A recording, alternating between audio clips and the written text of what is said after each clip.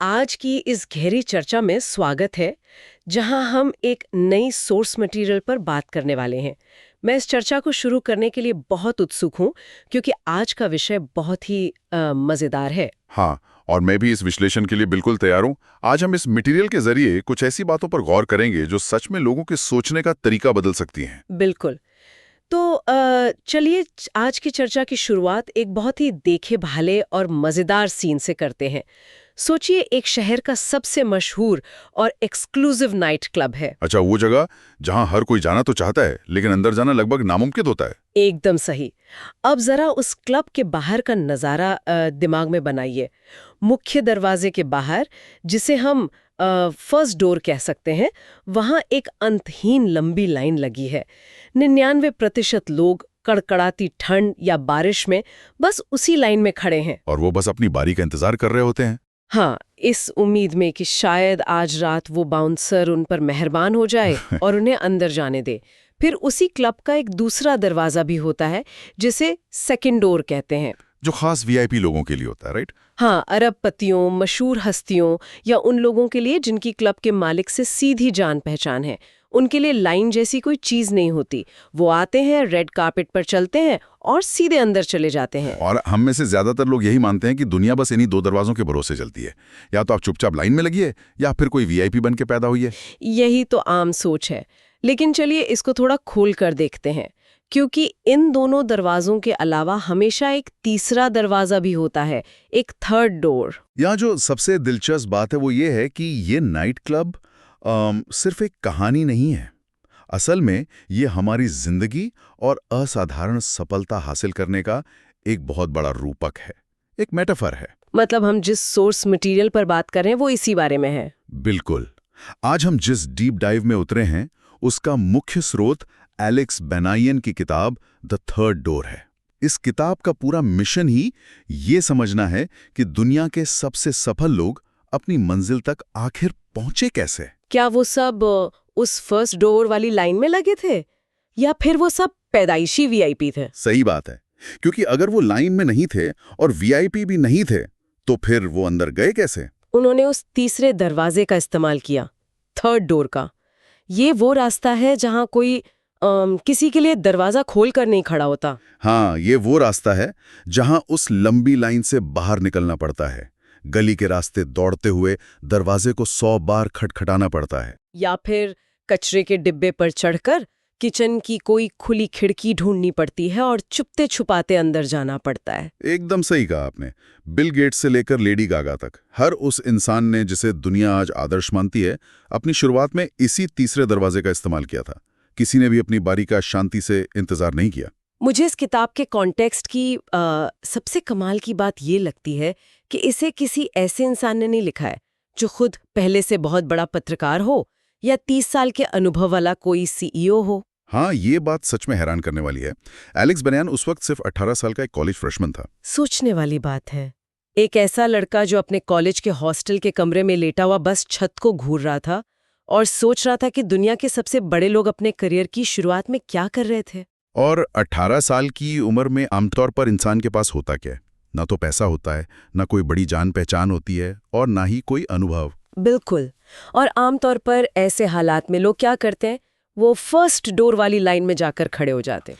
वो सोचते हैं कि चलो पहले डिग्री पूरी कर लें, फिर कोई एंट्री लेवल नौकरी कर लेंगे, और फिर 20 साल तक प्रमोशन का इंतजार करेंगे। हाँ, एलेक्स के लिए भी वो सीधा और सुरक्षित रास्ता खुला था, लेकिन उसने तय किया कि वो इस सवाल का जवाब ढूंढने के लिए दुनिया के सबसे सफल लोगों का इंटरव्यू करेगा। उसने अवसरों का इंतजार करने के बजाय उनका पीछा करने का फैसला किया। और यहाँ मेरे पास जो नोट्स हैं, उनमें एक बहुत ही मजेदार और थोड़ी क्रेजी डिटेल है। मतलब सोचिए, एक 18 साल का लड़का ये तय करता है कि वो बिल गेट्स और स्टीव वॉज़नियाक जैसे लोगों के पास जाएगा, जो कि खुद में एक बहुत बड़ा सपना है। हाँ, पर उनकी इंटरव्यू लेने के लिए फ्लाइट्स, होटल्स और इस पूरे सफर के लिए उसके पास पैसे कहाँ से आए? क्या उसने कोई पार्ट टाइम जॉब की? नहीं, और यही सबसे बड़ा ट्विस्ट है। ये बहुत ही चौंकाने वाला तथ्य है कि चूंकि उसके पास पैसे नहीं थे, तो उसने इस पूरी यात्रा की फंडिंग ऑनलाइन पोकर खेल कर की। मतलब ये तो बहुत ही बड़ा रिस्क था। ये सुनने में जितना अजीब लगता है, असल में ये थर्ड डोर मानसिकता का सबसे पहला और परफेक्ट उदाहरण है। वो कैसे? देखिए, जब आपके पास संसाधन यानी रिसोर्सेज नहीं होते तो आप हार नहीं मानते। आप ये नहीं कहते कि मेरे पास पैसे नहीं इसलिए मैं ये काम नहीं कर सकता। हाँ, आप ये सोचते हैं कि मैं पैसे कैसे जुटा सकता हूँ। बिल्कुल। एलेक्स ने ऑनलाइन पोकर को एक जुए की तरह नहीं बल्कि एक टूल की तरह इस्तेमाल किया। उसने उसे समझा और उससे वो शुरुआती फंडिंग निकाली जो उसे चाहिए थी। तो थर्ड डोर का असली मतलब ही यही रिसोर्सफुलनेस है। एकदम सही। अगर सामने का सीधा रास्ता बंद है तो अपनी क्रिएटिविटी और जिद का इस्तेमाल करके कोई नया रास्ता बनाओ।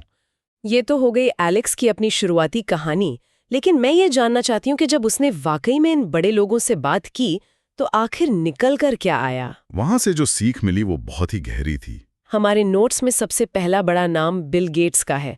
मुझे वाकई यकीन नहीं होता कि कोई रैंडम कॉलेज का लड़का बिल गेट्स तक पहुंच भी सकता है। क्या उन्होंने आसानी से इंटरव्यू दे दिया था? बिल्कुल नहीं। और यहीं से सफर की असली कहानी शुरू होती है। एलेक्स को बिल गेट्स तक पहुंचने में सालों लग गए। सालों लग गए? तो फर्स्ट डोर वाली अप्रोच यहाँ क्या होती? फर्स्ट डोर वाली अप्रोच होती बिल गेट्स के ऑफिस या पीआर टीम को एक फॉर्मल ईमेल लिखना। एलेक्स ने वो किया और उसे इग्नोर कर दिया गया। उसने बार बार कोशिश की, लगातार रिजेक्शन मिले।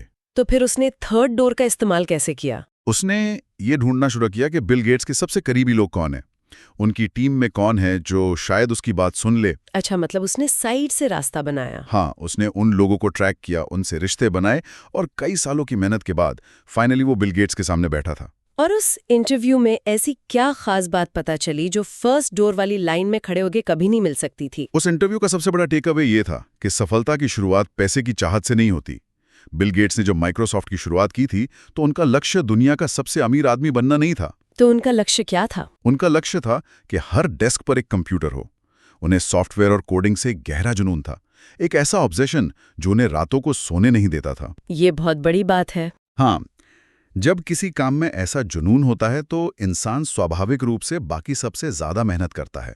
जुनून वो ईंधन है जो उन दिनों में भी काम करने की ताकत देता है जब कोई रिजल्ट नजर नहीं आ रहा होता। और यहाँ बात सच में बहुत रोचक हो जाती है, क्योंकि जब हम टेक इंडस्ट्री की बात करते हैं तो हमारे दिमाग में अक्सर एक अग्रेसिव और कट थ्रोट इमेज आती है। हाँ, लोग यही सोचते हैं। बिल गेट्स के उस जुनून वाली बात से तो ये मैच करता है, लेकिन इसी इंडस्ट्री में एप्पल के को-फाउंडर स्टीव वॉज़नियाक भी हैं। बिल्कुल। और जहां तक मैंने इस डीप डाइव के लिए नोट्स पढ़े हैं, वॉज़नियाक तो बिल्कुल अलग ही इंसान है। उन्हें तो किसी बिजनेस या शोहरत में कोई दिलचस्पी ही नहीं थी। यही तो इस किताब की खूबसूरती है।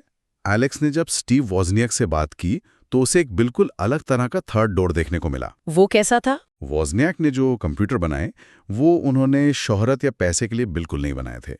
उन्होंने कंपनी खड़ी करने के लिए भी वो सर्किट डिजाइन नहीं किए थे। तो फिर किस लिए किए थे? उन्होंने वो सब सिर्फ इसलिए किया क्योंकि उन्हें नई चीजें बनाना पसंद था। उन्हें इस बात की जिज्ञासा थी कि तकनीक और क्या-क्या कर सकती है। वो सिर्फ अपनी क्यूरियोसिटी को शांत करने के लिए काम कर रहे थे। मतलब उनकी जिज्ञासा ही उनका रास्ता बन गई। सटीक बात। जब आप अपनी जिज्ञासा का पीछा करते हैं तो आप इस बात की परवाह नहीं करते कि दुनिया क्या सोचेगी या इसका बिजनेस मॉडल क्या होगा। आप बस उस काम की गहराई में उतर जाते हैं। हाँ, और यहीं से असली इनोवेशन जन्म लेता है। स्टीव वॉज़नियाक की कहानी हमें बताती है कि जो लोग जिज्ञासा और जुनून से काम करते हैं उनके लिए पैसा और शोहरत अक्सर बाय प्रोडक्ट होते हैं। मतलब वो मुख्य लक्ष्य नहीं होते, बस आपके बेहतरीन काम के नतीजे के तौर पर अपने आप आपके पीछे चले आते हैं। एकदम सही समझिए आप। ये टेक की दुनिया के उदाहरण तो बहुत इंस्पायरिंग है, लेकिन मेरे मन में एक और सवाल आ रहा है। सिलिकॉन वैली में तो फिर भी इनोवेशन को पूजा जाता है, वहाँ नए आइडियाज को जगह मिल जाती है। हाँ, वहाँ का माहौल थोड़ा अलग है। लेकिन उन इंडस्ट्रीज का क्या जहाँ पूरी तरह से गेट कीपिंग होती है, जैसे म्यूजिक या एंटरटेनमेंट इंडस्ट्री? वहाँ तो बिना किसी गॉडफादर या बड़ी पीआर मशीनरी के कुछ करना बहुत मुश्किल है। ये एक बहुत ही वैलिड पॉइंट है। वहाँ ये तीसरा दरवाजा कैसे काम करता है? हमारे नोट्स में लेडी गागा का जिक्र है इस पर। लेडी गागा की कहानी असल में इस पूरी चर्चा के सबसे स्ट्रॉन्ग हिस्सों में से एक है। आज तो दुनिया उन्हें एक ग्लोबल आइकॉन के रूप में जानती है, लेकिन उनकी शुरुआत बहुत ही अलग थी। कैसे? उन्हें भी रिजेक्शंस मिले थे? बहुत ज्यादा। जब वो अपना म्यूजिक लेकर रिकॉर्ड लेबल्स के दास गईं तो उन्हें बुरी तरह रिजेक्ट कर दिया गया। यहाँ तक कि एक बहुत बड़े रिकॉर्ड लेबल ने उन्हें साइन करने के बाद ड्रॉप भी कर दिया था। वाह, मतलब एक बार उम्मीद जगाकर फिर से तोड़ दी गई। बिल्कुल। उनसे कहा गया था कि उनका संगीत उनका पहनावा, उनका अंदाज, सब कुछ उस समय के म्यूजिक इंडस्ट्री के स्टैंडर्ड्स के हिसाब से बहुत अजीब है। तो फर्स्ट डोर उनके मुंह पर पूरी तरह से बंद कर दिया गया था। एकदम। और जब ऐसा होता है तो सबसे आसान रास्ता क्या होता है? यही कि आप वही करने लगें जो दुनिया आपसे करवाना चाहती है। सही कहा। इंसान अपना स्टाइल बदल लेता है और किसी हिट पॉप स्टार की नकल करने लगता है। लेकिन लेडी गागा ने अपना थर्ड डोर चुना। और वो थर्ड डोर क्या था? उनकी असलियत, उनकी ओरिजिनलिटी। उन्होंने अपने उस अजीब स्टाइल को ही अपनी ताकत बना लिया। वो छोटे छोटे बार्स में परफॉर्म करती रहीं, अपने कपड़े खुद डिजाइन करती रहीं और अपने म्यूजिक में कोई बदलाव नहीं किया। ये तो बहुत हिम्मत का काम है। अगर हम इसको बड़े पैमाने पर देखें तो ये ऑथेंटिसिटी की ताकत है। जब आप बार बार रिजेक्ट होते हैं तो अपनी असलियत पर टिके रहना सबसे मुश्किल काम होता है। क्योंकि आसपास के लोग कहते हैं कि बदल जाओ वरना पीछे छूट जाओगे। हाँ, लेकिन दुनिया हमेशा असलियत को इनाम देती है, नकल को नहीं। एक समय के बाद उस लंबी लाइन की भीड़ में वही इंसान अलग चमकता है जो अपनी पहचान से समझौता नहीं करता। ये बात सच में बहुत गहरी लगी मुझे कि दुनिया असलियत को इनाम देती है। लेकिन देखिए, उस असलियत पर टिके रहने के लिए और उस तीसरे दरवाजे को ढूंढने के लिए ना एक बहुत तगड़े कॉन्फिडेंस की जरूरत होती है। बिल्कुल होती है। और अक्सर लोगों को यही लगता है कि जब हमें खुद पर पूरा कॉन्फिडेंस आ जाएगा ना, तब हम वो बड़ा रिस्क लेंगे। शायद माया एंजेलू वाली कहानी इसी बारे में है, राइट? हाँ, और ये वो जगह थी जहां एलेक्स बैनियन खुद बहुत डरे हुए थे। सोचिए, माया एंजेलू जैसी महान और लेजेंडरी हस्ती के सामने बैठना कोई आसान बात तो नहीं है। हाँ, वो तो बहुत इंटिमिडेशन वाली फीलिंग होती होगी। एलेक्स ने उनसे यही सवाल पूछा था कि किसी भी नए इंसान के अंदर वो कॉन्फिडेंस कहाँ से आता है। क्योंकि ज्यादातर लोग यही कहते हैं कि जब मुझे खुद पर पूरा भरोसा हो जाएगा, जब मेरा डर खत्म हो जाएगा, तब मैं ये काम शुरू करूंगा। और माया एंजेलू ने जो जवाब दिया वो सुनने लायक है। उन्होंने कहा कि यही सबसे बड़ी गलतफहमी है जो लोगों को रोक कर रखती है। उन्होंने क्या सिखाया? उनकी सीख ये थी कि आत्मविश्वास काम करने से पहले नहीं आता, बल्कि कदम उठाने के बाद आता है। अच्छा, मतलब प्रोसेस के दौरान। हाँ, ज्यादातर लोग खुद को पूरी तरह तैयार महसूस करने का इंतजार करते रहते हैं, लेकिन असल में कोई भी कभी पूरी तरह तैयार नहीं होता। ये तो सच है, हमेशा लगता है कि कुछ कमी है। सफल लोगों और आम लोगों के बीच का सबसे बड़ा फर्क यही है कि सफल लोग डर के बावजूद, पूरी तरह तैयार ना होने के बावजूद पहला कदम उठा लेते हैं। और जब वो कदम उठाते हैं तो क्या होता है? चाहे वो गिरें या संभालें, उस अनुभव से जो सीख मिलती है वही असल में उनके भीतर वो कॉन्फिडेंस पैदा करती है। मतलब कॉन्फिडेंस रिजल्ट है, स्टार्टिंग पॉइंट नहीं। क्या बात है। लेकिन इस पूरी चर्चा में मुझे एक बात पर थोड़ा सा डाउट हो रहा है अभी। कैसी बात? देखिए, हम बिल गेट्स, वॉज़नियाक, लेडी गागा और माया एंजेलू की बात करें। ये सब सुनकर ऐसा लगता है कि एलेक्स ने सोचा, पोकर से पैसे निकाले, कुछ ईमेल्स किए और धड़ाधड़ उसे ये सारे इंटरव्यूज मिल गए। आपको लग रहा है कि ये सब बहुत आसान और फिल्मी था? हाँ, मतलब क्या ये सच में इतना ही स्मूथ सफर था? बिल्कुल नहीं। और ये बहुत अच्छा हुआ कि आपने ये सवाल उठाया, क्योंकि अगर हम इस सफर की हकीकत को नहीं समझेंगे तो ये सिर्फ एक आम मोटिवेशन स्पीच बनकर रह जाएगा। तो रियलिटी क्या थी? रियलिटी ये थी कि ये कोई रातों रात मिली सफलता या जादू की छड़ी नहीं थी। इस सफर को पूरा करने में, इस किताब की रिसर्च को पूरा करने में एलेक्स को 1 या 2 नहीं, पूरे 7 साल लग गए। 7 साल?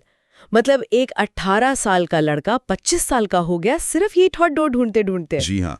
और उन 7 सालों में क्या क्या नहीं हुआ? उसे सैकड़ों बार रिजेक्शन का सामना करना पड़ा। बड़े बड़े लोगों को भेजे गए अनगिनत ईमेल्स बाउंस हो गए या पीआर वालों ने मना कर दिया। ये तो बहुत फ्रस्ट्रेटिंग होगा। जिन मीटिंग्स के लिए उसने महीनों इंतजार किया था वो आखिरी वक्त पर कैंसिल हो गई। ओहो। और सबसे बड़ा झटका तो तब लगा जब इस बीच जिस पब्लिशर के साथ उसकी बुक डील फाइनल हुई थी वो डील भी टूट गई थी। मतलब सब कुछ हाथ से निकल गया। एक समय ऐसा था जब वो अपने कमरे में बैठकर रो रहा था, ये सोचकर कि उसने अपनी जिंदगी के इतने साल बर्बाद कर दिए हैं। ये तो किसी को भी अंदर से तोड़ देने के लिए काफी है। फिर वो वहां से बाहर कैसे निकला? उसने हार क्यों नहीं मानी? यही इस सोर्स मटेरियल का सबसे जमीनी निष्कर्ष है। अक्सर हम सफलता को अपनी मंजिल मान लेते हैं और संघर्ष को उस रास्ते की रुकावट समझते हैं। हाँ, हम सोचते हैं कि अगर बहुत संघर्ष है तो मतलब हम शायद गलत रास्ते पर हैं। लेकिन एलेक्स की ये 7 साल की यात्रा हमें समझाती है कि संघर्ष सफलता का ऑपोजिट नहीं है। संघर्ष सफलता का ही एक अनिवार्य हिस्सा है, पार्ट ऑफ द प्रोसेस है। बिल्कुल। जब रास्ते बंद होते हैं, जब ईमेल्स का जवाब नहीं आता, तब आम और असाधारण के बीच का असली अंतर टैलेंट या बुद्धिमानी नहीं रह जाता। तो असली अंतर क्या होता है? असली अंतर होता है परसिस्टेंस, यानी डिटे रहना। लोग इसलिए नहीं हारते क्योंकि वो काबिल नहीं होते, बल्कि वो इसलिए हार जाते हैं क्योंकि वो बहुत जल्दी मैदान छोड़ देते हैं। बात तो सही है।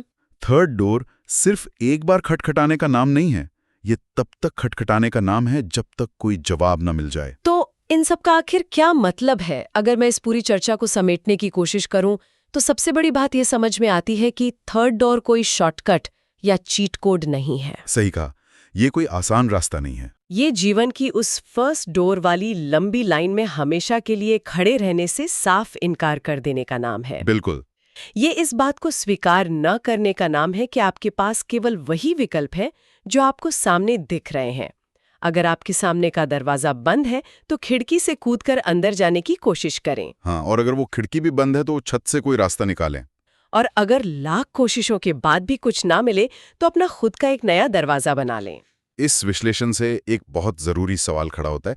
जो भी लोग आज हमें सुन रहे हैं वो इस थर्ड डोर मानसिकता को अपनी रोजमर्रा की जिंदगी में कैसे उतार सकते हैं? हाँ, इसका प्रैक्टिकल उपयोग क्या हो सकता है? इसका बहुत ही सीधा जवाब है, आज से ही दूसरों से परमिशन या अनुमति मिलने का इंतजार करना बंद कर दें। मतलब अथॉरिटी का वेट ना करें। एकदम।